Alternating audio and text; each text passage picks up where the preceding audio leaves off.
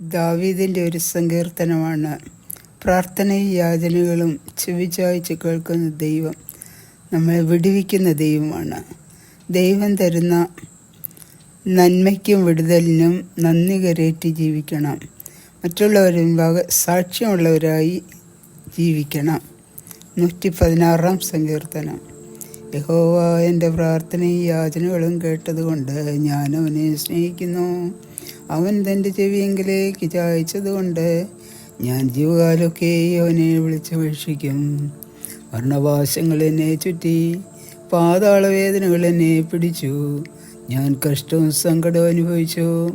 അയ്യോ യഹോവേ, എൻ്റെ പ്രാണനെ രക്ഷിക്കണമേ എന്ന് ഞാൻ യഹോവയുടെ നാമം വിളിച്ചപേക്ഷിച്ചു. യഹോവ കൃപയും നീതിയുള്ളവൻ, നമ്മുടെ ദൈവം കരുണയുള്ളവൻ തന്നെ. യഹോവ അല്പബുദ്ധികളെ പാലിക്കുന്നു. ഞാൻ എളിമപ്പെട്ടു, അവൻ എന്നെ രക്ഷിച്ചു. എൻ മനമേ, നീ വീണ്ടും സ്വസ്ഥമായിരിക്കുക. യഹോവ നിനക്ക് ഉപകാരം ചെയ്തിരിക്കുന്നു.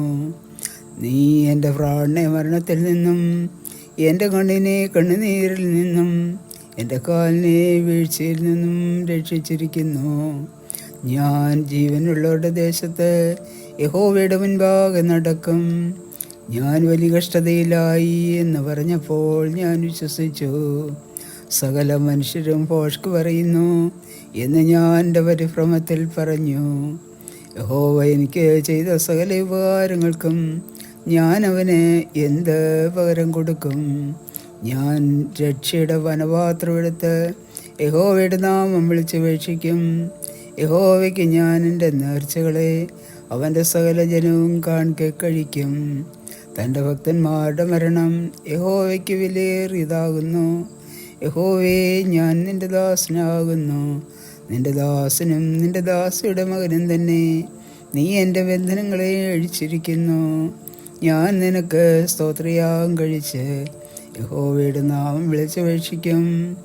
യഹോവയുടെ ആലയത്തിൻ്റെ പ്രാകാരങ്ങളിലും യെരൂശലേമേ നിൻ്റെ നടുവിലും ഞാൻ യഹോവയ്ക്ക് എൻ്റെ നേർച്ചകളെ അവൻ്റെ സകല ജനവും കാണിക്കെ കഴിക്കും.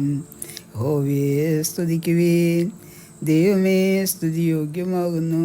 പാറയ്ക്കുമോ.